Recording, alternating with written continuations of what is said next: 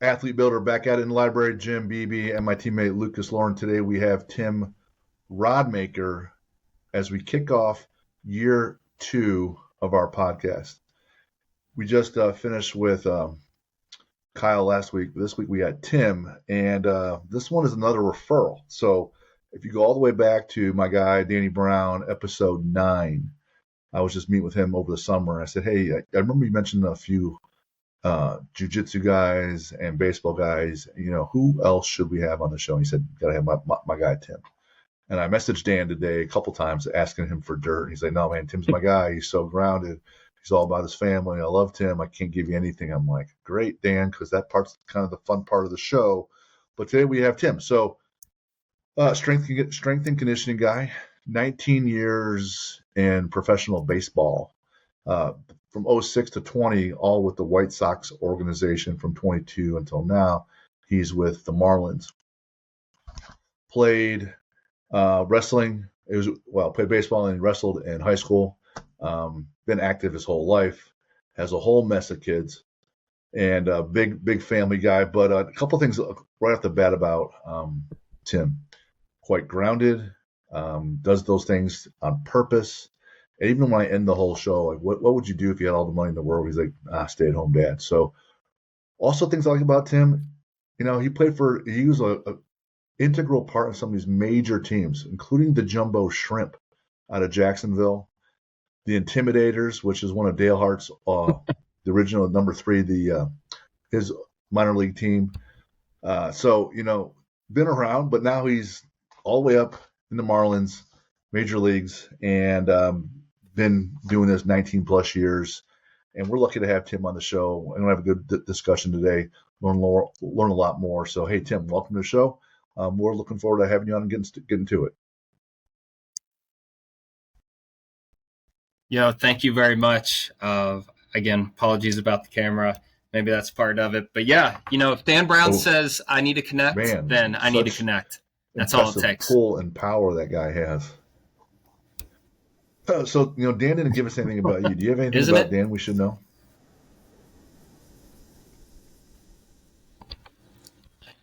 Gosh, probably not anything you don't already know. Dan, you know what? Dan's not scared, and that's probably one of my favorite things about Dan. He just, along with not being scared, he doesn't care about your opinion when it's going to be something he wants to do, but it's in a respectful way. He doesn't need people giving him fake pats on the butt to get riled up. When he puts his mind to it, he just does it. And honestly, at times I'm jealous of that quality in him as a friend. I wish I could be like that a little bit more sometimes and not have to, as you get a little older and you have more responsibilities, people who count on you, sometimes you can't just run and jump off the diving board as fast without, making sure there's water in the pool. But Dan Brown, sometimes he don't give a shit. I don't know. He just runs and jumps either way. Minors, and you're sleeping on buses through the night, traveling from city to city for next to no pay. That's sounds like a big risk as well. And it's not like you were single. You got a wife and 17 kids, it looks like, right? Yeah, thanks. I do. Well, I would try. When I started, I was very young. I was very single. I was so lucky to get in with the Chicago White Sox at the time. They were really one of the first teams to employ strength coaches full time in the minor leagues. I remember we went to winter meetings that first year, and this was back in the day. Tough boss, Dale Torborg, tough boss. Fantastic friend now that he's not my boss, and always had our best interest at heart. But this was back in the day when he told you to sit down and don't talk. And you have not earned the right to talk. You have not been around long enough to talk. Go do your job, and when you're finished, hang tight. I'll let you know what's next. So we went to winter meetings. We're the only minor league crew there, and it was the same thing. It was, hey, you guys are coming. Everybody wear a suit because you're not going to look like a slob, but you're also not going to say anything. You're just going to sit in this row next to me, and we'll talk when it's all finished. But the White Sox were amazing at the time, and just such great minds. The Sox as a whole at the time, there were other staff members, they would start and finish their entire career with the White Sox. They wouldn't go anywhere. So really could gain a lot of just, oh yeah, that's how it is, by just hanging out with people, listening, watching, asking questions when appropriate. Yeah, it was awesome. Of course, I was only a year out of college when I got this gig. That story in and of itself is pretty neat, but definitely didn't have a wife, no kids. Alex, we didn't get married till I was probably like 8 or 9 years in at the time. Was that back? But in yeah, Frank now Thomas the kids. days? Woof. It was right at the end. It was right as he was not with the White Sox. He was retiring at the time, but he did come around. Dude, he was my favorite.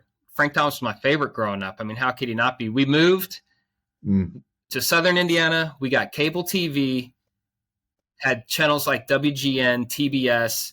I mean, cities that could have been on the other side of the world for all I knew as a 6-year-old. And yeah, they were the White Sox, and they were kind of they were like kind of edgy, I guess, at the time. And yeah, they had Frank Thomas. And I just thought, dude, this guy's amazing, and he was, right. I mean, he was an amazing player. So yeah, he did end up coming back around to the spring training side a little bit on and off throughout the year. So I've met him informally, but he would have no idea who I was, though. Right. Oh, so I'm from Cleveland, and I went to Purdue for my undergrad and graduate work, and so I'm in the dorm, and you're right, and then WGN comes on, which is out of Chicago, and I was like, oh yeah, that's right, no Cleveland stations. What is all this WGN stuff? Tons of Sox, tons of stuff, and so you start to like those teams a little more because you see them more. Yeah. Plus, with a name like the Big Hurt, shoot, that's gonna be amazing. Those early years on the road, minor leagues, got to be a bit crazy. Everyone's, killing themselves to try to move up. I started thinking about Bull Durham. Anything stand out in your mind from that period of your life? Oh man, I look back on that and I think how lucky I was, how lucky those players are. I mean, when you're at that stage, right, and you really, you're only responsible for one person. It's yourself, right? Just wake up. Wake up, get out of bed. Don't be a dummy. Get to work. I mean, that's 90% of the day. If you can get to work on time, chances are you'll succeed, right? Like not too many people are going to let you fall off the wagon, especially when you're at these minor league affiliates.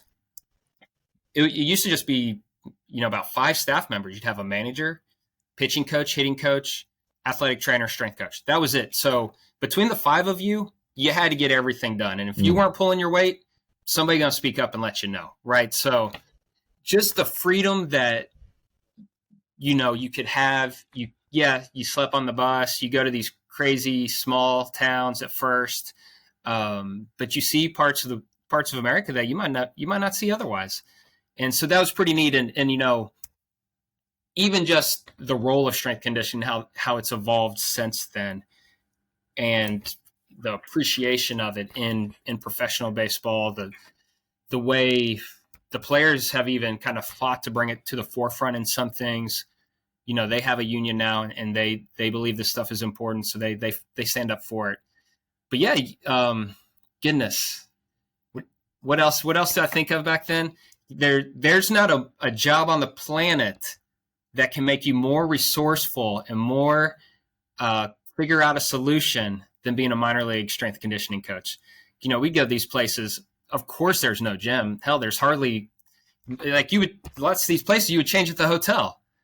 You go to the ballpark, do your day, come back, change at the hotel. They would do laundry at the hotel, and then you'd have to get it out of there, for the next day. So yeah, of course there's no gym, and you would go, and you'd have your bag of stuff, and like, how can you make it happen? And that's part of the magic too. So like, I live close to Louisville.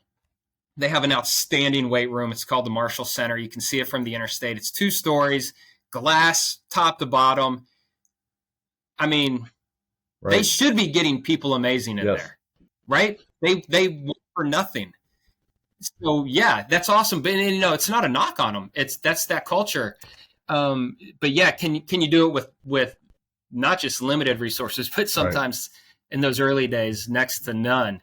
And yeah, we did, man. I think we did a really good job with what we had back then. That culture's changed too. A lot of these new minor league parks have been revamped, rebuilt. And like I said, the appreciation for it, the staffs are larger, the players fight for it.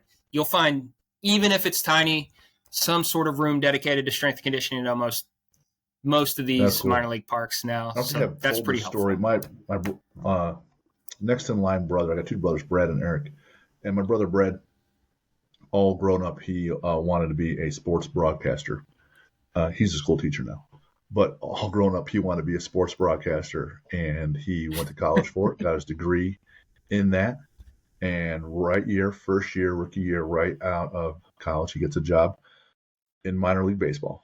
And it's down in North Carolina. It's the Wilson, North Carolina, the Tobacconists down in Tobacco Road. So for short, they're called the Tobbs, the Wilson Tobbs. All right. Yeah. So I was like, he's calling the games at night, and he liked all the players. At that point, let's see, I graduated in 97. So it's 99, and probably maybe 2000 is when he starts. And those single A guys, they're making no money. So in that small town of Wilson, he and all the players, they room with the residents of Wilson. So they'll so those families will be hosting one, maybe two host families.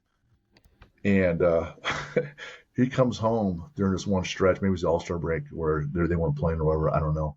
I'm hanging out with Brad, what's it like? Anything crazy? He goes, well, to your point, Tim, is that they don't have much to do other than get up in the morning, show up, and not be dummies, like you said. And most of those guys are doing that. But there's always some that are not. Of course, all I care about is, tell me about the dummies that are not doing it. What are they doing? Yeah. He goes, well, they're kind of hurting the team right now. A couple of these guys, they're staying with these host families, and they're banging the moms. They're banging the wives. So when the husbands are off at work, they're sleeping with the wives, and I'm like, yeah, they got caught, so they can't stay there, and it's a black eye on the team. The other host families are kicking people out, so some of them are all they're sleeping on the bus now, and they're all getting dressed at the local rec center. It just completely fucked everything up. I was like, so that's year one, right? So, and then he made, you got, like you have to be able to grind through that and keep elevating if you want to move up. And he was not up for that. And he's like, I'm just going to do a couple of years, and I'm going to go with my second calling. I'm going to be a school teacher with younger kids and work with them. So that's what he does now. And hugely passionate with sports, but no longer calling games. And I'm like, oh man, this is craziness everywhere. Like you said, don't be a dummy, but it just takes a few to mess things up. Yeah, it is. Yeah, it does, and when you show up and you're with the same 40 dudes every day for, 200 days in a row, sometimes you make decisions you shouldn't make. We're not going to get into that right now, and we're not running any police reports on anybody on this podcast, but we're just going to keep focusing on what we're supposed to be focusing on here, right? So, all right, so things evolve. Nice. Obviously, but is there still the pushback from whether it's coaches or manager or whomever saying, I don't want my players to get big and bulky. I don't want them getting tight. I want them to be able to swing freely, blah, blah, blah. Do you still get that pushback at all? That's a great question. No, what's the best way of saying that? So that's, If you get that pushback, that's actually my fault, because that means I haven't taken the time to have any sort of conversation with the person that has that mindset, right? If they're aware of what I'm doing and the goals that we're chasing, that's step number one, right? Because if they're aware, then they realize their concern is not on the radar of what we're trying to do.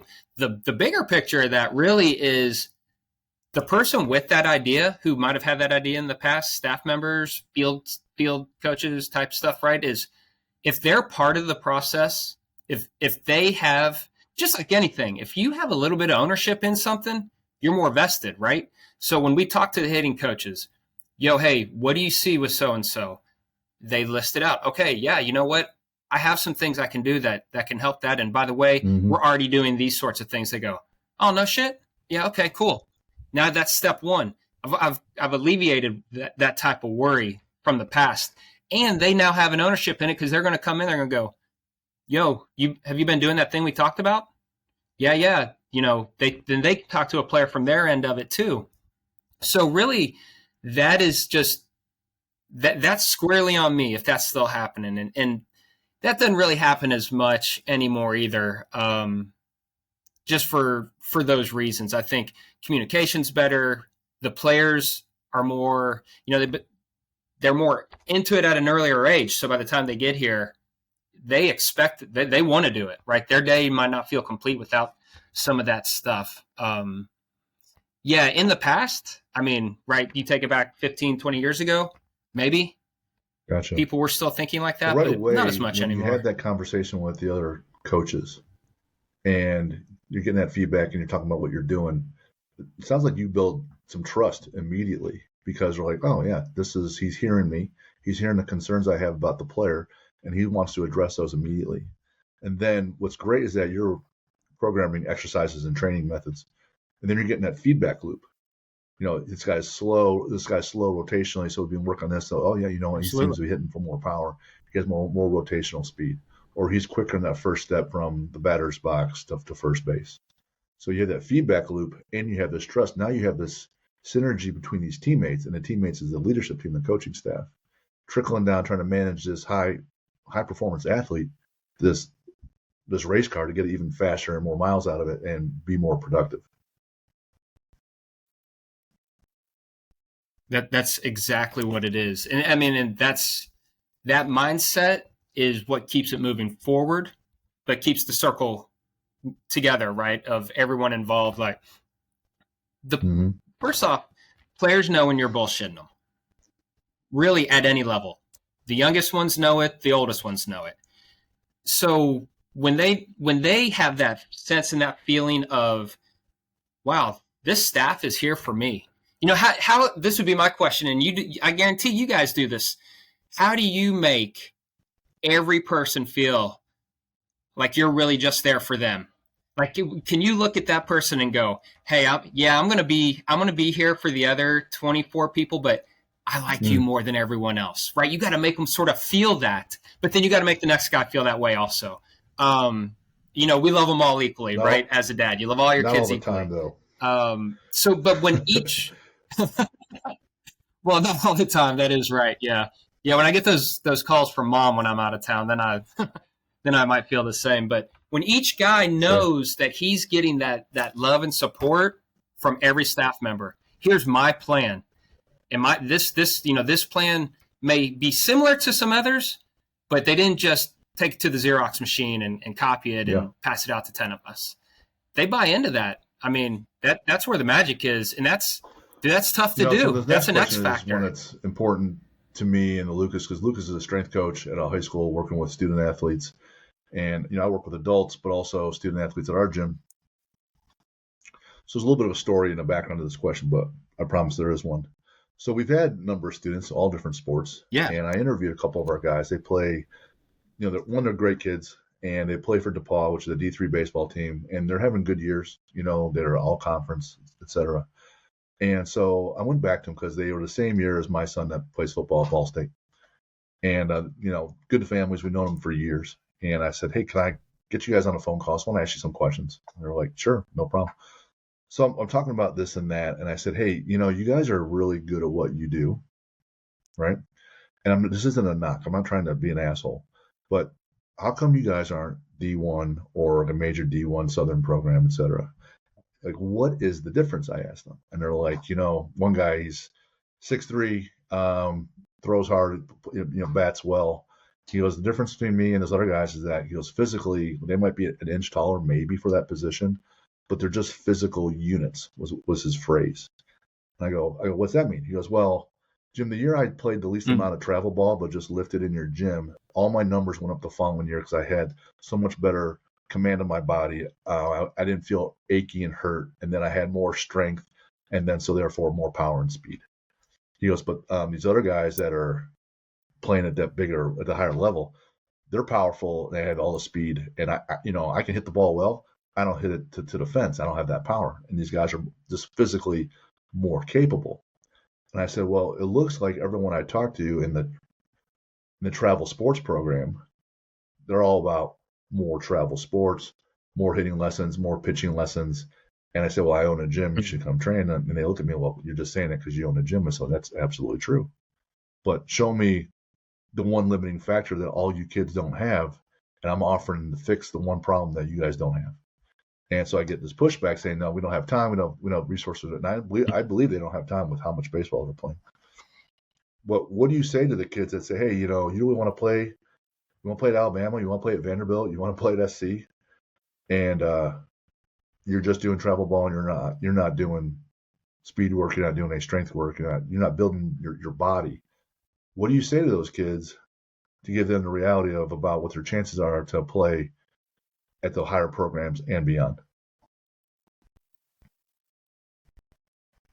Yeah, dude, what a great, I mean, you're talking right there and I'm listening, and I'm even thinking about my kids who the oldest is in the 4th grade, 4th, 2nd, kindergarten, preschool, right? And from any of those ages, we get people, oh, hey, so-and-so ought to be doing this, more of this, more of this. No, hey, well, first off, I can tell you, being physical at a younger age probably sets you apart, right? I mean, the three of us, we remember the first dude in our class to get a mustache or need to shave, and the first dude to get a little hair under his armpits. I mean, he was probably just better at most things than we were because he was just more physical early on. And so that is a great divider when you're early. Technical skill is just, it's learned at such a different pace for everyone. And, the amount of reps you get, but just as well as you can practice, if the old saying is perfect practice makes perfect, well, the inverse has to be imperfect practice makes imperfect. So if you continue to do something half-assed year round, you're just going to continue to stay half-assed at it, right? That's where the beauty of doing other things besides just this travel ball, or whatever it is you like to do. Like competitive chess year round. I don't know. You should probably take a break at some point and maybe play checkers. But if I turn around and look backwards at the dudes here in baseball across the board who've been really successful, they all play a lot of sports. And that's just the bottom line. And that's not me being old grumpy man hollering. I mean, guys who were backup quarterbacks in college, guys who played water polo in college, guys who ran track in college, guys who, went to a smaller school until they got a chance. And at that smaller school, maybe have done a few things. I think that, I don't know if that completely answers everything you're talking about, but yeah, you got to develop just as an athlete, not as just this one thing, right? Just as a baseball player, your skills, you're going to learn them.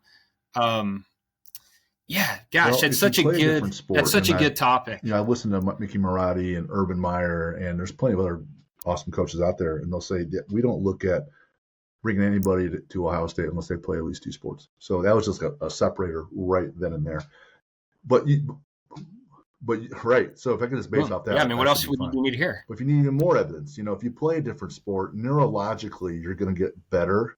Neurological pathways in your brain are going to form so that if you're playing baseball one season and then basketball the next, your ability with your change of direction will be better. And then so when you go back to baseball, you'll be a better baseball player. Two, you'll miss your old sport. No doubt. You're less likely to get burned out. Yes. Right? Oh. And if you're in a different sport, I love that topic. Right, you get the chance to be a teammate again, which again is a skill. How do you receive feedback? How do you ask for feedback? How do you prop up your players that are down, or even those that are above you? How do you still push them up even though you're chasing them? So that's another learned skill you can apply in your main sport. But the other separator I also want to ask about is like, I'm going to be 50 this year, and I played CYO ball, which means like it's like rec league, but for Catholics, right? Catholic youth organization. And if you're any good in any of the sports, you get to play like a little bit of travel all-stars, which may have been another 2, 4, 6 weeks tops. So you get some better reps get some better competition, which is awesome, right? That would be the separator, those extra reps, and that propelled you probably to play varsity, and then you're playing varsity, and then you're probably going to maybe playing college, depending. Well, if everyone's playing travel, that separator is now gone because everybody has that. But if your kid is the only one lifting, and no one else is, it's a new separator, right? If there's tons of ACL tears because everyone's getting hurt, but you're the only one that's doing things for your hamstrings and your glute and your core, well, you're probably not going to have an ACL tear because you're doing the things that separate. You're preventing the injuries. And if you're doing the things to lift, you're going to make your team more stronger and therefore more powerful and quick. So if no one's lifting and your team is the only one lifting, I gotta believe your team's going to make some huge gains that year. Yeah, I mean, you've said so many things that right there that I think are valuable. One is the mental aspect of it. It's okay to miss something, right? Well, I can't wait till such and such season starts, man. I'm so excited for that. That's a great feeling. We talk about that here. We show up to the ballpark every day, right from early February till hopefully late in the postseason. But how do you stay in love with it, right? How can, it might be the half a day you get away or the off day we have. Sometimes guys, I want to come in, I want to do this, I want to do that. Hey man, 1, you're not going to lose the skill. 2, your body won't forget how to do it. We won't forget who you are. We still love you. You're going to show up the next day. Security's going to let you in. You're going to be right back at it. People are going to want your autograph. Get out of here and just want it a little bit. Go recharge. And that's why, and I think what plays to that is having relationships in other places, right? You might be the star on one of your teams, but you might ride the bench on another team. And you just said that. So that how do you get those social growth interactions, just being a better person? Sometimes you need to be the leader. Sometimes you need to be the listener. Sometimes you might be somewhere in between. And that's hard for kids, right? I mean,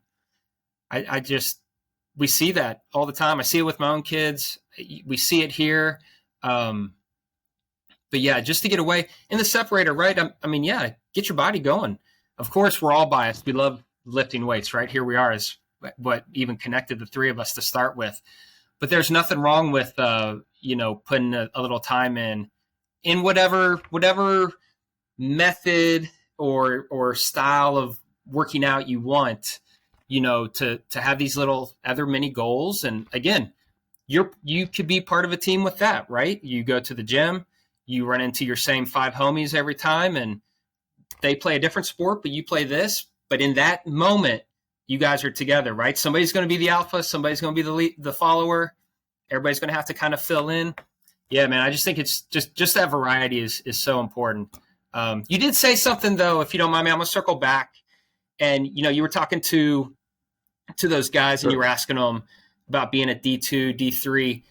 The one thing, well, we're not too far off in age. I'm 42, and growing up in Southern Indiana, I mean, if I didn't hear about the school, if it wasn't in the newspaper or on TV, I mean, I didn't really know it existed, right? So I knew Indiana, Purdue, had a cousin at Ball State, had a cousin at Indiana State, knew about Evansville, and I knew about IUS, which is IU Southeast. It's in New Albany, right? It's like a branch of IU. So when it was time to go to college, I mean, it was just, hey, pick a school in Indiana that and that's it. And I kind of, as an aspiring wannabe athlete too, thought, well, man, I mean, if I can't go and do a sport at a big school, I'm done, right? But baseball in and of itself, and maybe other sports too, I'm just unaware at the moment. I think that is gone. We get so many dudes who started at a JUCO, started at a D3, transferred to a D2, D1, got drafted. Like, your ability to learn about schools, have exposure. It's just, in my eyes, it exponentially larger than what it was 25, 30 years ago when we were probably at that crossroads of our life. So yeah, the other thing I would probably, to bring all that together now, the other thing I would probably tell kids is, who gives a shit what size the school is that you go to? Dude, you got a jersey on you? Play till they take it off. Play till no one else will give you one, if that's where your heart is. Or, like your brother, being a minor league broadcaster, quickly realize that he made the best decision out of all of us, by the way. I should send him a card and tell him, nice move. He got out. But, if your goal is to just play for a little bit and, you just want to go to school, play a little minor, yeah, then just play until you're done. But if someone will give you a jersey and your goal is to put a jersey on, doesn't matter what the level is. That's great advice, because we all know the percentages are what they are to advance all the way, right? And so people still need to make a living at something. And if you take the approach, I'm just going to do my best in my profession, and it's baseball right now, or for some it's baseball and being a student. I'm just going to do all I can to get better mentally, physically, spiritually, and all those things. And that's going to be my identity of who I am. And then once I take the jersey off, they won't give me another one. That's fine. But that's going to be so ingrained in who you are that when you decide to go be, a veterinarian or a school teacher, that's going to be who you are. You're always going to be trying to get better mentally, physically, spiritually, or whatever. And that's how you're going to apply all those lessons throughout your life and your career and your family and your spouse going forward. So that's where the tremendous value is, because it keeps getting passed on. Like if you look at Lucas, he said he's 5'7", played D3 football, was running back. Apparently he was a DN, he just told me. But you take that, and then he's end of his college career. He's at the Arnold for weightlifting, which is snatch and clean and press, right? Then he's at college nationals for powerlifting. Last year he wins everything in an amateur bodybuilding competition, and now he's back at weightlifting. So he's playing, his hairline might tell you that he's coming up on 30, but he's still playing all the different sports. And he finds, I don't want to put words in your mouth, Lucas, but he seems like he's missing one. So then he comes back to weightlifting. He's like, hey, I'm still pretty good at this. Let's have some more fun. So his jersey is going to be a singlet, but he's still in the arena. And it still gives you something to keep doing, even when your hairline's leaving you. Love that. It's getting back there. I love that. Hey, man, own it. It beats the option. Not waking up, right? The day in a life, 162 games. Jeez, Pete, man. 162. It's just killer. Oh, and we were just down. We were talking to this Lucas before, and my Ball State played at the Miami Hurricanes on Saturday, and it was bad. Yeah, 2.5 hour lightning delay. That's tough. So you're sitting out there in the heat in the concourse waiting for them to open things back up. Heat index 105, and then it's a 3.5 hour game. Yeah, right. But then they fly back right into Muncie, and they had things. They had treatments on Sunday. So there's all this adversity where it's not like you live on the north side of Indianapolis and you play the north side teams. You travel anywhere, and you guys are traveling all the time.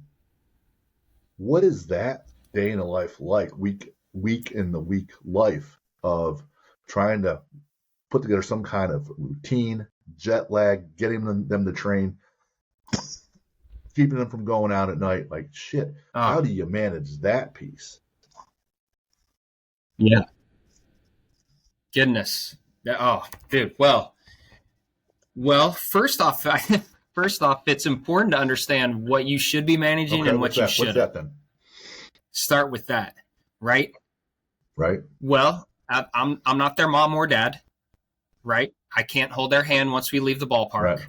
Nor should I. If I'm enabling them, I'm not setting them up for anything but failure. And a lot of that is what weeds people out in the younger levels, right? The 28 guys we have here right now, they're the most 28 consistently available guys. I've seen some really good dudes not make it. Really good. for a variety of reasons, right? And most of it is off the field, whether it's positive or negative, but they get distracted, right? They and that's okay. But how do you manage it, right? So part of that is by the time you've made it here, right, you've learned what that grind is like and you embrace it. You know, game 50 through 120, there might not be a whole lot of excitement, right? But you're okay with that.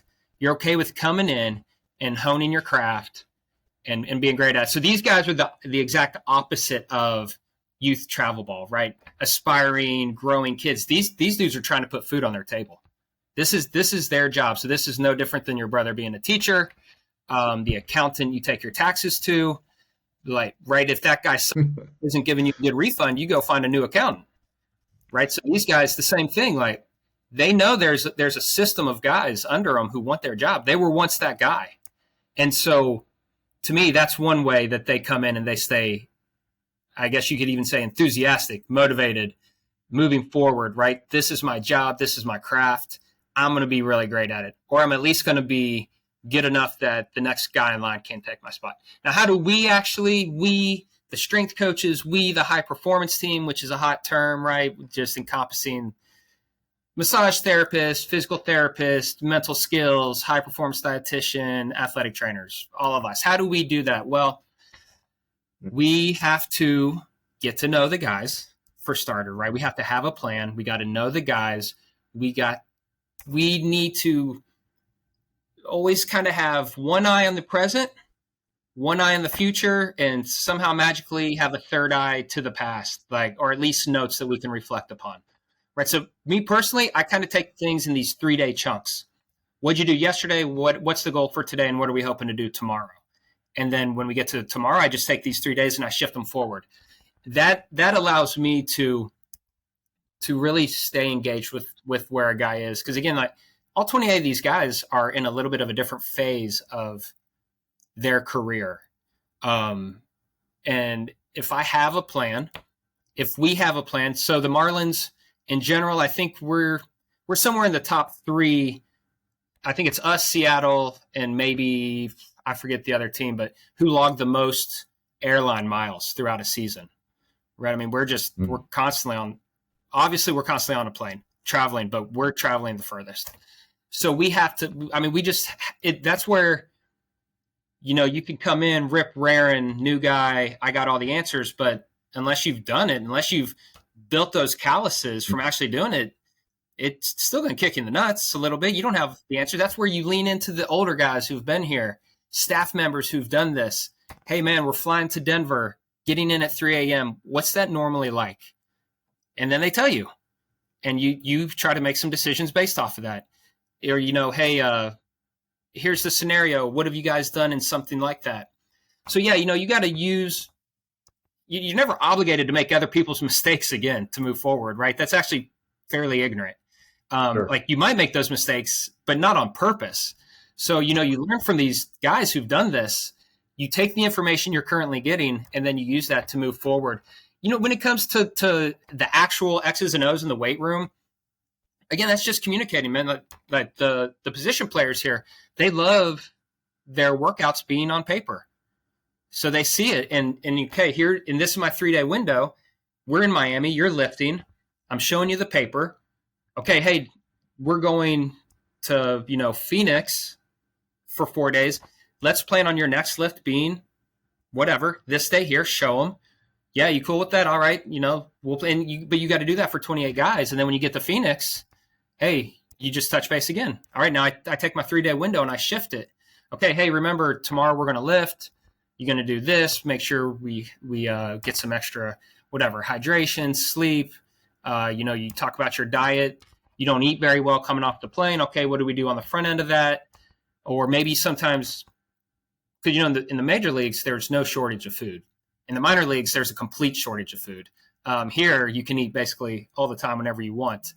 And so maybe that's something you talk about a guy too. Like, hey, remember, man, go a little lighter here because you need to eat here, or eat a little more here on the front end because you don't like to eat too much where we're going. It's just all about communication. And this even goes all the way back around to what you're saying or asking about earlier, lifting and is it get bad feedback and stuff? No, because it's that full loop, right? Talk to the hitting guys, talk to the pitching coaches, talk to the manager. Here's the plan. And then when they come back and ask about it, hey, how's it going? And you guys are rapping and you're talking shop a little bit. That's it.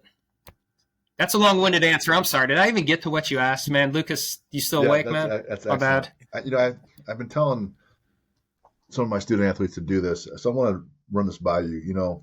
19 years, and you're saying, hey, what's it like when you're in Denver at 3 a.m? Well, once you do that once or someone tells you, well, I tell my guys, keep like your own little almanac or your own little Bible or your own little notebook. So like if you have like a book, your own playbook, the Tim Rodmaker, it's just this huge 18-inch binder, like it's like 35 pounds, right? And so if I were doing that, I would have notes on every stadium. I would have notes on all the cities. I would have notes on the players I'm facing. So if I'm a hitter, all the pitchers, right? And, what's it like at this, training when I'm on sleep deprived? If I eat something heavy before a game, am I still good or am I slower? So after that many years and that much data, if I write that down, then I know, hey, this meal keeps me light. I'm all right. Mm-hmm. I might eat my main meal 4 hours before I play, then a little snack 2 hours, and then 1 hour maybe it's just Gatorade, and then I'm good to go. So if you have if I'm telling these kids, keep your own little Bible, your own little almanac, and just write this shit down, have different tabs, and then see how you feel. Like I might be, as your coach, saying to do this, but it's still some trial and error. And you say, hey, man, coach, I like doing squats. I like doing the lunges and all this stuff, but my legs are kind of wrecked, so we're going to have to dial it down a little bit. I'm like, all right, cool, thanks. Got it. And if you have that, so do you see players at that level? Do you guys do anything like that? That's huge. Yeah. Well, I can answer that from a couple inlets, right? So, we'll have hitters come in the game to the bench, pull their notebook out and start writing. Face so-and-so, here's what he threw, here's the count, here's what I did. Pitchers the same way. Now, there's data everywhere in baseball, right? Like even the three of us, we could just get on Google right now and find damn near everything that we're going to hand these guys. But what we don't find is that X factor that was in their heart and in their mind in the moment, right? Because like it's easy for us sometimes to go, dude, why'd you make that choice? But what we should be asking is, what did you see?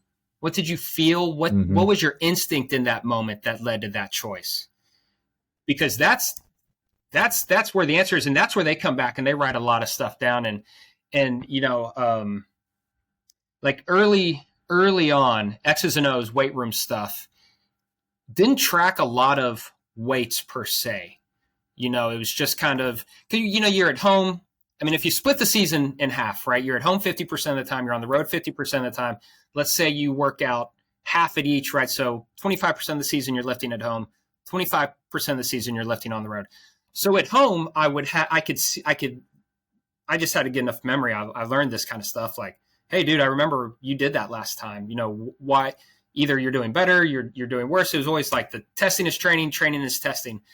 But on the road, you go to, the Winston Tabs road local Globo gym, and they're in pulleys and shit. It's going to be different, right? So why would I take time to record these weights that we'll never see again? Really just focus on the stuff at home. But as I got older and more into it, it's exactly what you're saying right there. I realized there is still value in recording what they do no matter where it is. Even if there's an asterisk next to the Winston Tabs gym and just says, I think these weights were wrong, but this is what they did, right? So I got some idea. And then that's where, we went from the strength and conditioning culture. I can't speak for everyone. I can only speak for, my 35-pound binder, which I would totally have because, I can't even get the camera on this thing, right? So, I'm not keeping it electronically. We went from this setting of like, okay, really just monitoring absolute strength, right? Are you staying strong throughout the season? How do we do that? The three of us, obviously, I mean, if this is where the conversation goes, we can take it there, but this is probably more boring for people listening. But we know the X's and O's, like strength phase, hypertrophy phase, where are we going to be at throughout the season. But as I've taken my time and we get basically more toys, right?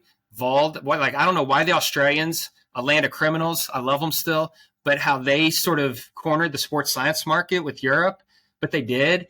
Right, so we got things like Vault here. We got this Beyond Power pulley system here. I mean, again, data out the wazoo. So much data, we actually have to start saying no to it and only yes to the things that are important.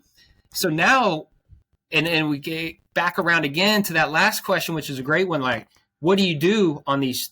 So you basically were asking, how do you manage or monitor this workload, this magic workload monitoring? I'm doing air quotes right now. I know you guys can't see me because it's camera. Well, it's actually, thank you. It's actually the style, right? So the what you're doing, and we have so many more options to really keep an eye on people now, right? I mean, things like VBT, things like French contrast, things like this Beyond Power spitting numbers out, the Vault spitting numbers out, the Force Deck, right? So even if they come in and then you got to take that, and then you got to have the magic X factor, and you got to give it to them. This is what we just said, right? Hey, I know I got to train with 25 other more guys today, but you're my, in a quiet whisper voice, you're my favorite. This is what I think you ought to be doing right now. So go ahead, do that. I'm going to watch you, but I'm going to go over here and get this other guy started too, right? And then you just spread that around. So, wow, man, that was a long ass answer. To what if my kids come into the gym and they don't have at least a 1 times body weight squat, and really up until 2 times body weight, I don't give a shit about any of those little gadgets you just rattled off, the VBT and all of, so who cares? Your knees come in when you're squatting. Right. Who cares how fast you are, because you still got problems. So it's so much low hanging fruit, when you're dealing with, high school kids, to get them right before they even hit college. And so, right. Well, that's the secret, right? I mean, if you want to get stronger, this is the secret. We could probably stop the show after this, unless your first 100 episodes said the same thing. If you want to get stronger, you have to lift weights. Love it. All right. Your job is done. Done? Yep. Goodbye. Okay. Yeah. How much of the strength conditioning do you think is just being drowned in data? I just feel like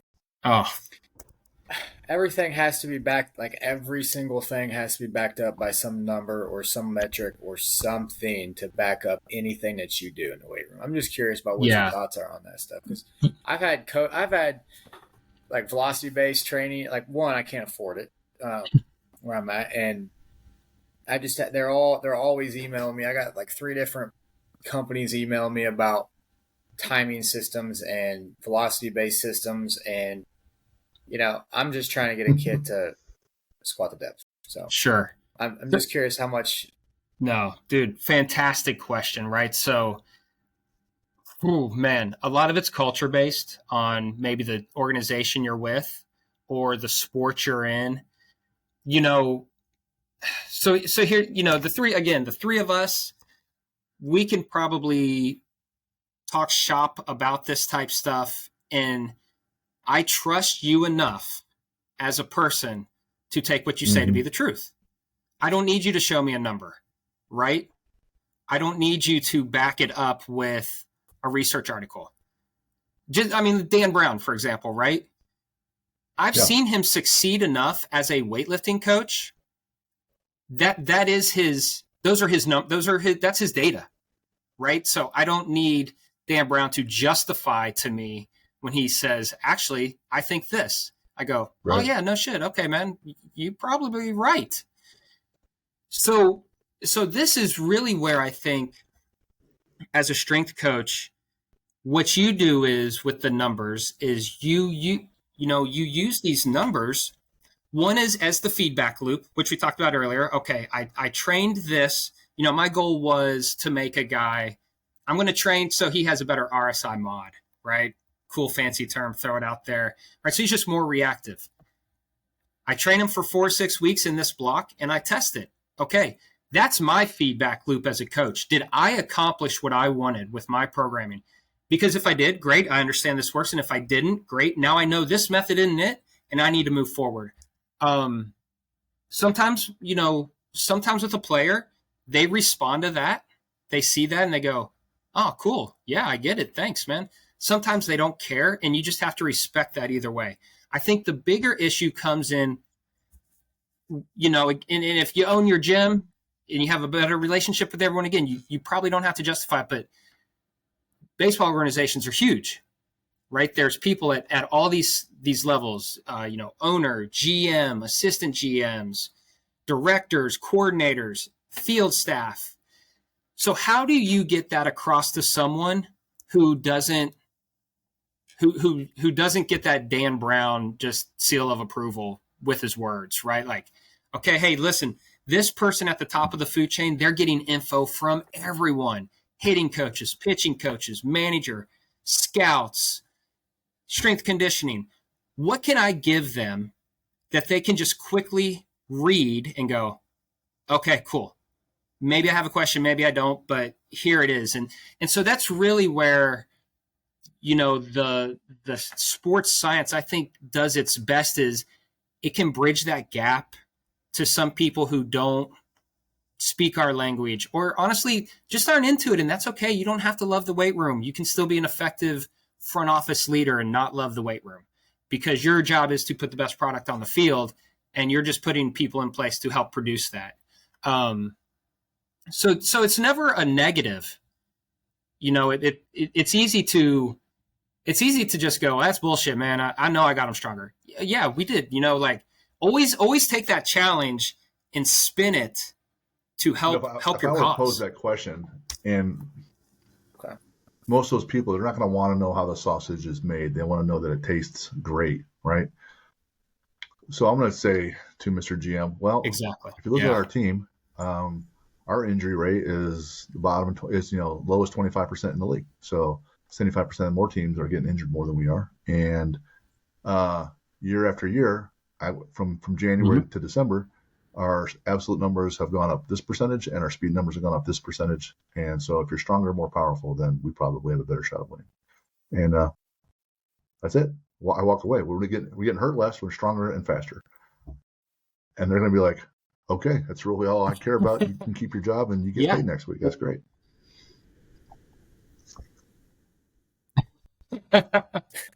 Yeah. No, and I mean, again, you know what? That would be a culture thing. If that's the culture you and your GM or leadership is set up, fantastic. Then, if that's not the culture, if I'm not the alpha and I'm not setting that culture, I sometimes have to get in line. And if they're into that stuff, then they're into it. Yeah. It's just interesting. I thought about that question because after coaching at some bigger schools, bigger colleges, we took a lot of data. We did a lot of, everybody was jumping on a force plate at least once a week. Everybody was getting a 10-yard dash taken every single week. Right. And then I get a job at the high school that I'm at, and data just absolutely is a complete 180 when it comes to recording data, because it seemed almost absolutely pointless because there's no data in the world that could tell me anything that I already know when it comes to these kids. And, that everybody wanted to know it's more absolute stuff here. It's more how fast they're 40, how strong are they on the squat, stuff like that. So it's a little bit more simple. Yeah. And, that's perfect though. Yeah. It works definitely for high school, but right off the bat, as soon as I got here, everybody was, well, we need to get numbers, and everybody was like, let's back up a second, because there's no way I'm maxing out any of these kids. Or testing them on anything until they get something in some sort of training. So my perspective on the data thing really changed once I got to high school level. For me, I don't even test any of our kids until the first 9 weeks, the end of the first 9 weeks, just because it's different group of kids, different demographic than it is obviously at the college level. But you get a bunch of new kids that's never trained. You get a bunch of kids that haven't trained since last semester, or a lot of kids that took the summer off. So you got to find a way to manage that. And it's just, there was a point where I was going to buy velocity-based unit. Because we had some guys squatting 500 pounds, and we had some guys getting really strong. And I thought, high school kids can squat 500 pounds. It'd be, how else can I make them bigger, faster, and stronger? And we'll put them on a VBT unit. Probably do some good work for them. Now, like 500 is strong enough for a linebacker, a high school linebacker, I would say. Yeah. Let's have them start moving fast. So that's very far few in between. So. Yeah, no, I think that the biggest thing you did was you realized it's not the same playbook everywhere you go. Being a strength coach doesn't mean you just take this one thing and just start passing it out. You, for lack of a better term, you read the room, you knew the situation, and you were smart enough to adapt to it. And listen, by no way, I'm not passing judgment. I'm not here to you're a great strength coach, right? You don't need me to say that. But I think that's the key to it. You started, what you didn't say in that right there was you start with the why. Why would I even be collecting numbers? What are we going to do with them once I collect them? Okay. At that college, apparently that was important. You guys you were doing something with them. I mean, you were collecting a lot. At the high school, it's not as important. So you don't need to do that. The why drives everything. You always work backwards from the answer. That's the beautiful part of being a strength coach. Like, we pretty much know what the answer is. But you said bigger, stronger, faster, more agile, better body comp, blah, blah, blah. Pick something. And then we just work backwards from it to where we are in this exact moment. And we move forward and we make adjustments as we go. So yeah, because that's the other slippery slope with data, right? I mean, the force decks never tell me no. They never say, nope, don't jump on me today. I'm not ready. They turn on every time I hit the button and plug it in. So you can get just honestly an absurd amount of data, and it just muddies the water, right? You have to, data hygiene, right? That's the phrase. Your data hygiene needs to just be so much more intensive than what it would actually be if you were not getting as much data, but relative data, quality over quantity, right? The economy of training. We talk about that all the time. It's like, if you can only do one lift today, curls. You better pick the best lift. Curls 100%, right? Bicep curls, probably for the younger crew. Right? They love that. Right. But then, okay, I got time to do second exercise. Okay, I got time to do right. You work your way backwards from most important to least important. And it's the same thing with the data and the technology. If it doesn't answer your why, then you don't do it. Lucas doesn't talk about this. I'm going to ask Lucas 2 questions. That's awesome. For important data. 3 questions. How many years have you been training or coaching at Northside, Lucas? 4 years. So that's first question. Second question. How many kids would show up in total the first day for 1 day of training at Northside? What's the average attendance throughout the day in year 1, first month?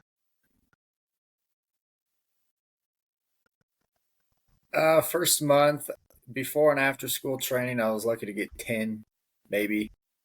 10, maybe 15, if that. When I first started, we only had 2 true strength conditioning classes, so I had a total of 50 athletes my first year. 25 one class, 25. I remember it was 25 in my 4th period, 25 in my and then how many do you have 7th now? period. So when we started out.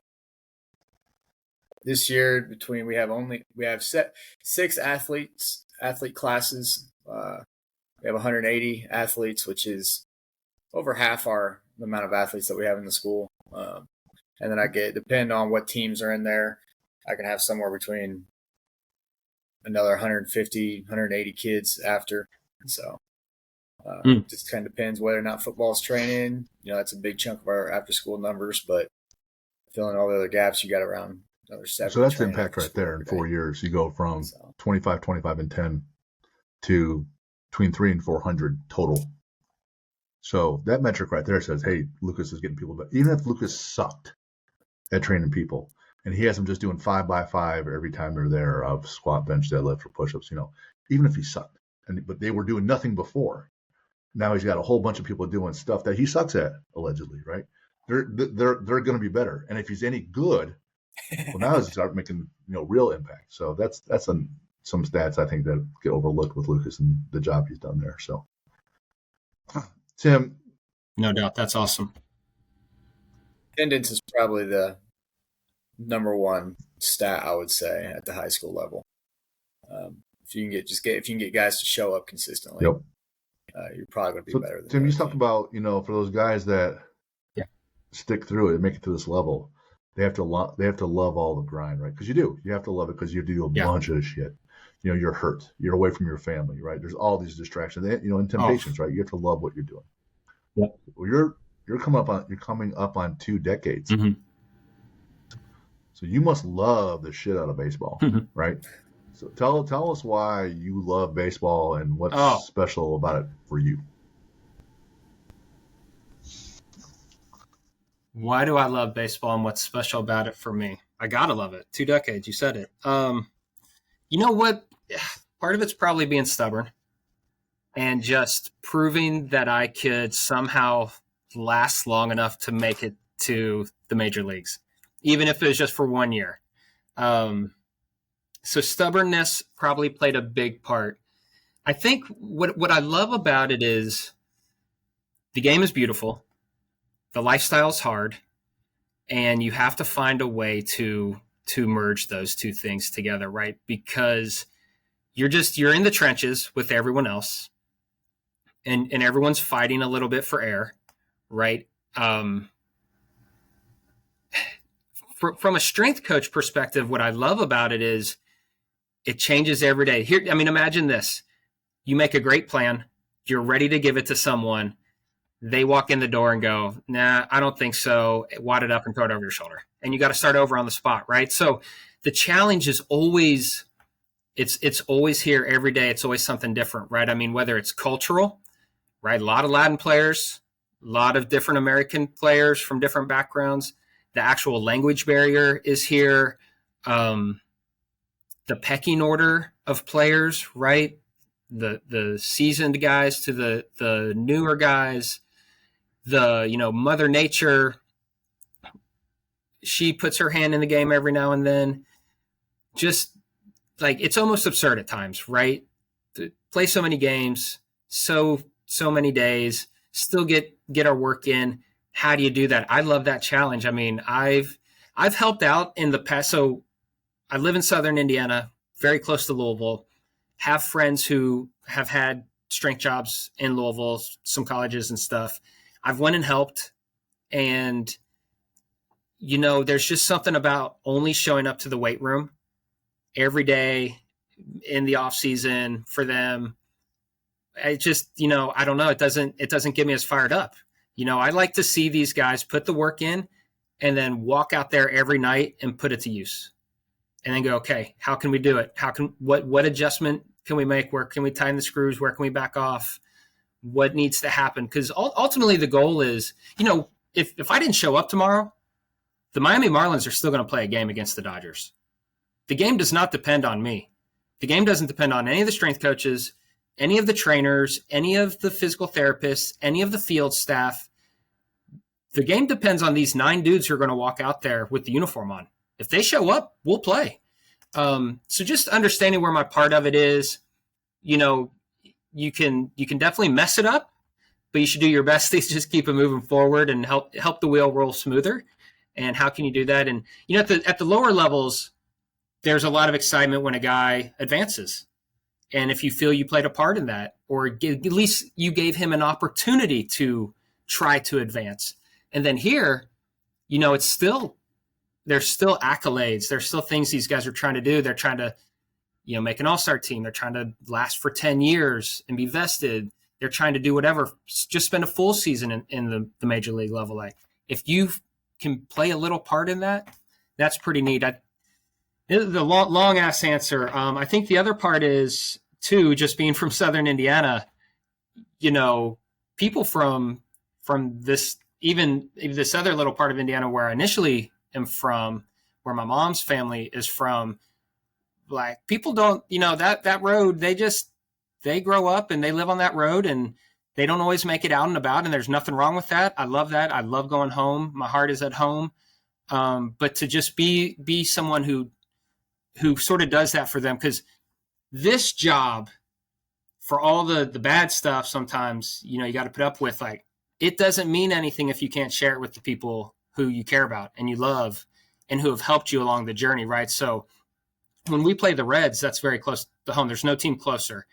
Of course, all my family lives close to there, and they're all Reds fans, and they want to come out to the games. And they come out and they sit in the Marlins section, and they wear their Reds gear, and I have to apologize to people and go, hey, you on your own once you up there and you're cheering for the wrong team. I can't help you. But that's what it's about, right? It's about like reaching out to my cousins, reaching out to my parents, reaching out to my wife, and hey, we're close. Hey, let's do this. Bring everyone out. Let them be part of it, because how else they might not have a chance to do that otherwise. Host and say, hey, come to a Reds game, let's hang out. That's awesome too. Yeah. I figured, right? No doubt. You guys are next on the list. I'm surprised. Why didn't you guys go take hacks in the cage with Caitlin Clark? She was at Victory Field. I saw her on TV. Lucas and I are not quite pros yet. Oh. Yes, quite. Well, we're washed up athletes. You're talking about, the three of us are. So people loving the grind, but also some of the better players not making it. Is there like a one or two commonalities, regardless of single A or the majors or whatever, where you see, this obstacle snags a lot of players and stops them? One or two commonalities, like, this, they 100%. can handle this obstacle. Yeah. Their career is going to be pretty short. What are one or two of those obstacles that our listeners need to know about, so they think they can avoid that or fix it? It's romantic interests and nightlife, right? So it's, that might be just the answer. Without all the stories your brother probably told you, man, people want to jump on. People want, if you're going to be the guy, you have a lot of people who want to ride that train, and, or people who are willing to disrupt the train you currently have going. If you can't handle that, that's often a wrap. I'll say this. We had this, and I'll say the other point afterwards. Single A, we had a pitcher who shared co-pitcher of the year award with Madison Baumgartner.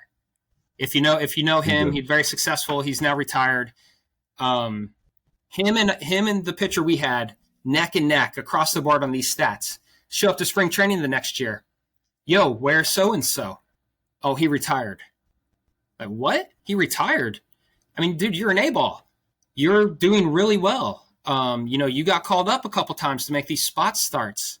Yeah, he retired. Okay, hey, you know what? I'm going to reach out to him. I'm going to see how he's doing. Pick up the phone, give him a shout. Hey, what's up, dude? Heard you retired.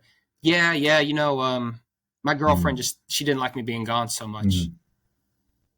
Oh, you're okay. Yeah, it's not my job to talk him out of it. I just wanted to hear what was going on. Lo and behold, I don't think he married her. He is married now, and he's probably very happy and successful. I've heard his name through the grapevine, from other kids who live in that area. But, would he have been as successful as Madison Baumgartner? I don't know. Yeah. But in the moment, he was. Right? So in the moment, he was like, and that just goes back. People, it's not enough to support the ones you love at 99%. You have to support them at 100%. 99 might as well be 1. It might as well be 0. Like, it doesn't matter. You have to support the people you love. And so then the other part of that is just nightlife in general, man. Even when you're not making a lot of money, you're making money, and you're in and out of towns. You can do what you want. You can blow it, you can save it, whatever. But guys who can't find a balance of letting some steam off with the boys, bottling it in, blowing it out, that's usually, every level is a weed out level. A-ball weeds out to AA, AA weeds out to AAA, AAA weeds out to the big leagues.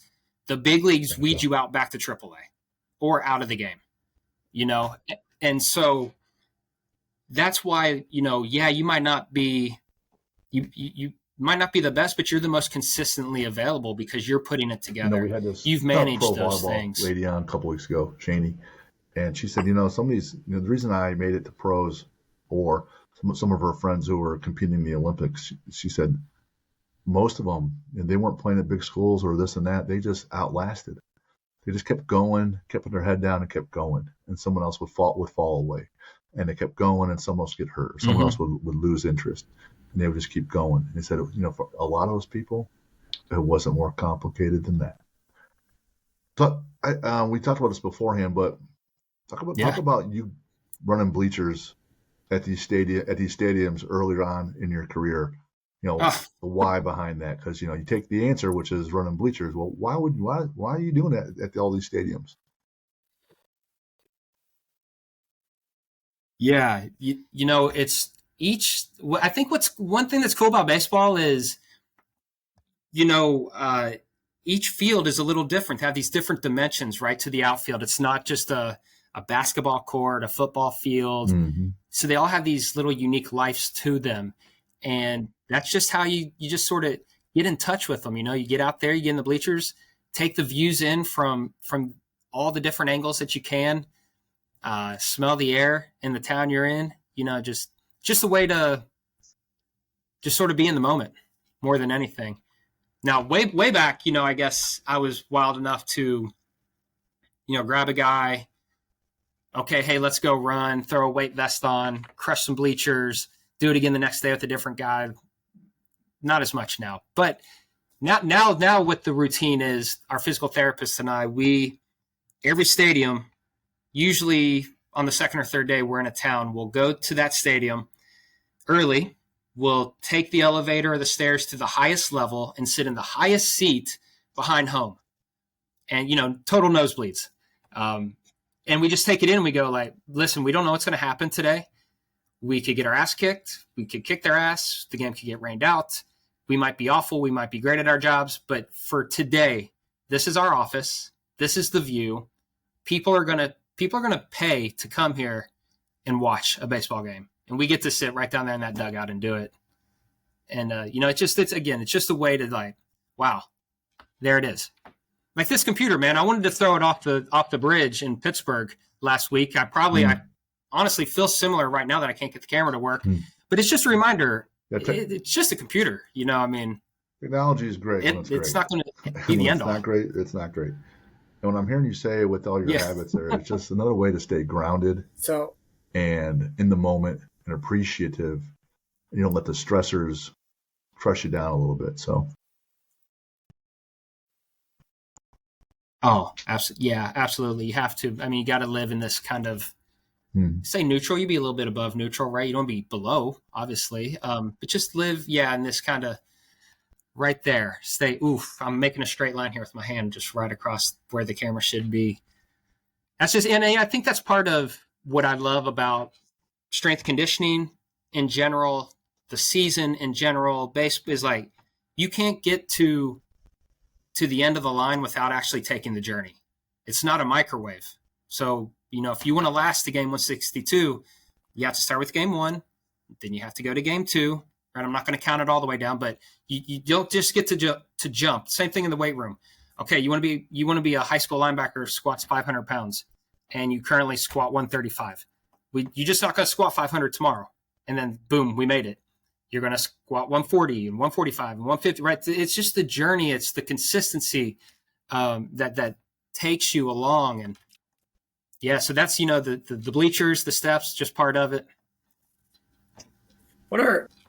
This is more of a fun question, but what's one of the worst, most grueling bleacher runs? Which stadium and which town had the worst smell? Oh my God. Which town had the worst smell? Oh man, which town had the worst smell? I can't remember which town this was, but they had the town. Like he knows the town. Pet food. That's total factory. Full of shit. He knows. Yeah. I remember it not smelling real great there. He's happy his computer's not on now. Right. Yeah. You guys can't see me bullshitting right there. St. Louis, it's got Anheuser-Busch down the road. If that's a good, relaxer. The tough stairs, man, the toughest stadiums are the ones, because I'm not a real big guy, right? So where they got those kind of like deeper steps, but they really could fit a second one in between there, and they don't. So you almost have to touch it twice before you can get up to the next step. Those are usually the ones that would give me the most trouble. I kind of like, I needed them to be a little closer so I could just shimmy on up. Durham, North Carolina, they have that's a good one to run, and they got a steep outfield behind right field. Those are good steps. Well, a really beautiful town also. Let's assume that the White Sox organization and the Marlins organization are your favorites, and they're outstanding. There's nothing wrong with either one of those. In fact, those two are the best of it, that you could think of, right? Because you spent 20 years with them. Outside of those two, which stadiums and fans are you think, man, this is outstanding, this is fun, this is baseball? And then also, which ones are you like, you know what? For ballpark food, this is the best ballpark food I've ever had. Oh, those are easy, so easy to answer.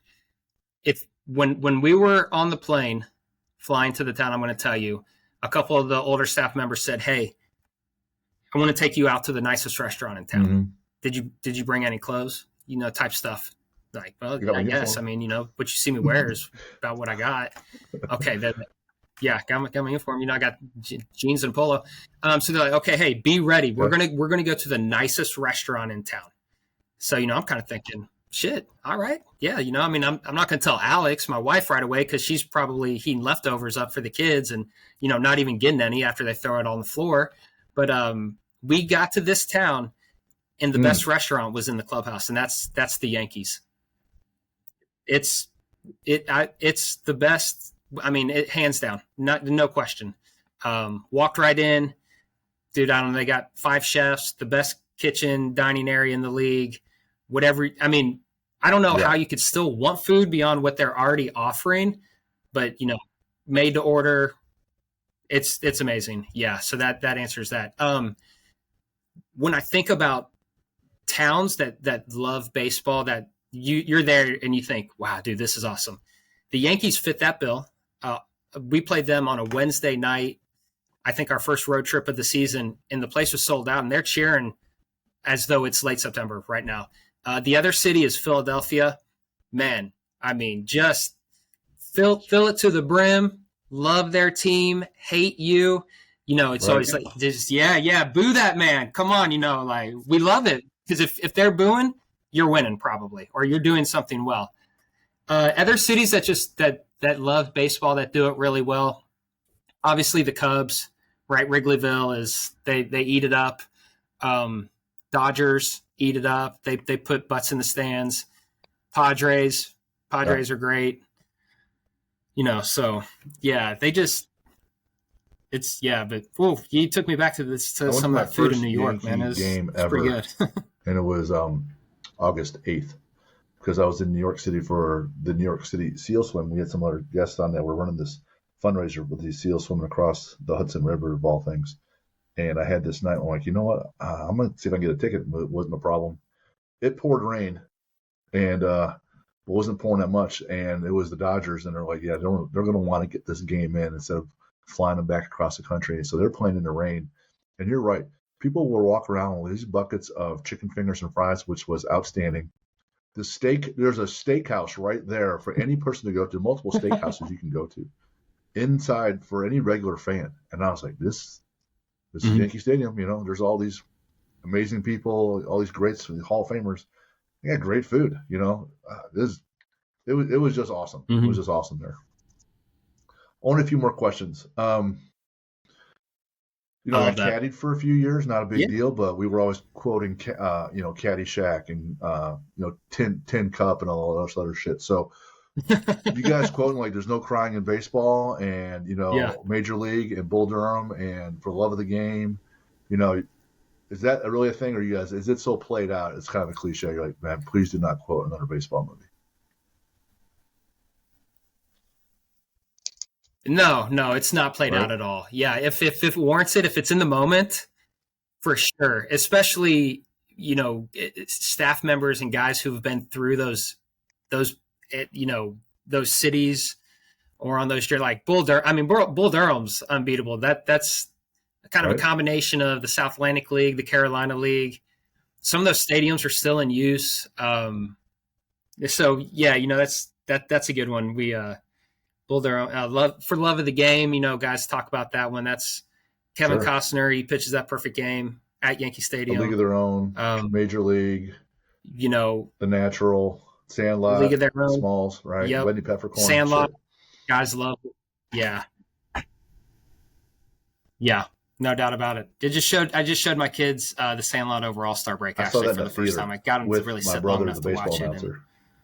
I came home from college and he's like, let's go see this baseball movie. I'm nice. Like, whatever. All right. And I'm like, oh, it's a kid movie, but it ended up being great. All right. Can the Indians win the World Series this year? Because I'm from Cleveland. Yeah? What do you think? They can. Yeah. Good shit. They can. Well, anyone can. What do I think? Do I think will they, or do I think they can? Probabilities, or am I just going to be upset again come October, late September?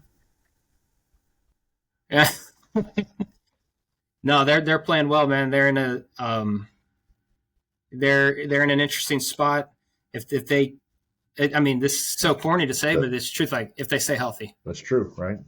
You got to put the best guys out there. Fall away at some point. Yeah. All right. Yeah. Turns out, yeah.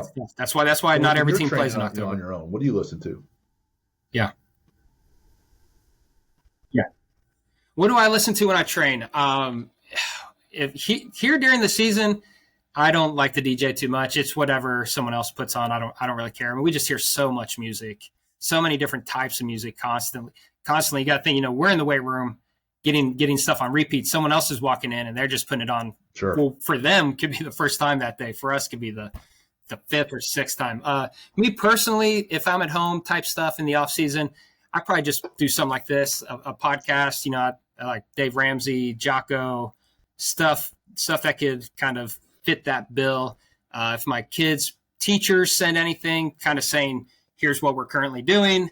Here's some stuff we're interested in." Where the kids are talking about, I'll throw that on in the background and listen. I honestly don't. I probably don't need as much music. I got enough conversation happening in my head most of the time that it keeps me busy and entertained. Bucket list adventure for you and Alex. You can't either have done it before, but it's just you two. Where you guys would like to go? Oh, yeah.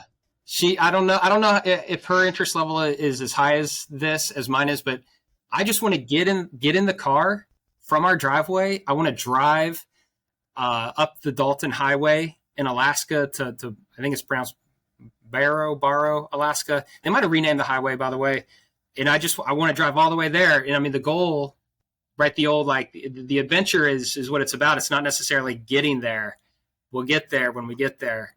I would love to do that. I just think that'd be so awesome.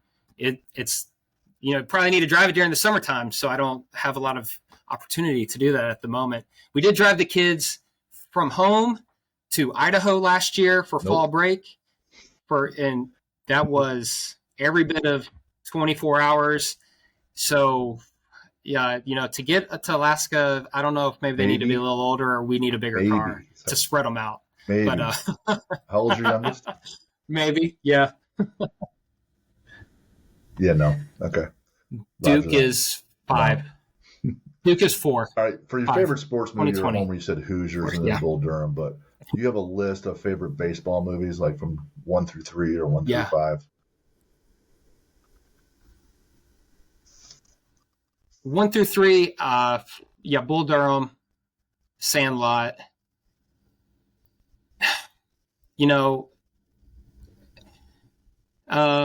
A bunch of them probably tag in at 3, right? Like Field of Dreams, right? Brewster's Millions. Don't sleep on it. Great movie. Yep. Richard Pryor. Yeah. Yep. I mean, and hey, don't doubt the fact that there could have been railroad tracks through the outfield of a minor league team. 8 Men Out. The White Sox, the Black Sox. Yeah, 8 Men Out's good. League of Their Own, I think, is great. Of course, I have 3 daughters, so I love them seeing. He basically offered. He's fantastic. Yeah. Because Penny Marshall, who's the director, is like, we can't afford you, Tom. He's like, I read the script. This looks awesome. Just pay me the minimum, and I'll do it because it's so cool. Yeah. You have a favorite sport to watch? Like pro wrestling, like jumping I off love the wrestling. turnbuckle, Macho Man Savage, or you mean like, Dan Gable, Yeah, Iowa University, smashing people on the mat. Well, all right. First off, it would be the Ultimate Warrior. Okay, so let's Baker. Okay, but yeah, with my son, I've tried to turn it on a little bit, expose him to it. Just get his juices flowing a little bit. He's not scared of anything, so he gets right on it. But yeah, no, collegiate, international wrestling. I love it. That's really where my heart is when it comes to sports. And with the Olympics we're just on, it's awesome. And again, have some daughters. Women's wrestling, big. Indiana had three of the 6 weight classes for Team USA from Indiana. Got to give that a shout out. Gold medal. So yeah, anything that really, and I think beyond like my own personal likes, if my kids, if they find something, they turn it on and they're into it, then I love that also. Favorite because book? I just want to stoke what they're into. All right, I'll have to get that. Oh, On the Road. Jack Kerouac. Your favorite superhero, and it doesn't need to be comic. It could be real life, but it could be fictional. Gosh, real life superheroes, man. I mean, fictional. As a kid, I probably really liked Spider-Man. I think I watched some of those movies. I'm not as much into superheroes now. You have a villain? Man, shit, yeah. All right. Nah. $1 Million Man. Wrestling guy. Ted DiBiase. Like He's a bad guy. He's a deal. Could you pick one lift? It's your favorite? One lift that's my favorite when I was younger is probably back squat. Now it's probably anything that helps my back feel better. Posterior chain type, booty ham, some trap bar deadlift. I know it's polarizing, it's lame. Just grab the straight bar, right? But trap bar has its place. Yeah, maybe I like it too. I'm not scared. Some reverse hypers for you if you got some. Yeah, not scared. Reverse hypers, yeah. Things that keep me standing up taller, you want to be a stay-at-home dad with your own inclusive gym and a coffee shop. That sounds pretty sweet. You have a favorite quote? Shit, yeah. No doubt. Favorite quote. So either all if it's not a yes, it's a no. Any kind of hesitation means no. If you ask. Okay. Yeah, don't do it. Okay. Man, Tim, great time. A lot of laughs on this one, and I really enjoyed the, the things about sports and life that had nothing to do with getting better. The which town smelled the worst. I'm gonna say. I'm sure I'm gonna say what it is, but anybody that plays the Indians, we're gonna say it's that whole division. So maybe it's Twins, whatever. But no, that was great having you on, man, and really appreciate the time and the gift of you being here. Thank you. Yeah, thank you guys. I'm sorry about the camera. Let's do it again when I figure this camera out, and we can talk some more X's and O's again if you'd like. I would enjoy that. And yeah, it was just great rapping with you guys. I mean, y'all got a lot good going on. So thank you for taking time to have me on. For 2 more weeks in Miami, then in Southern Indiana, and then you know what? I don't have a real big online presence. It's just not my jam.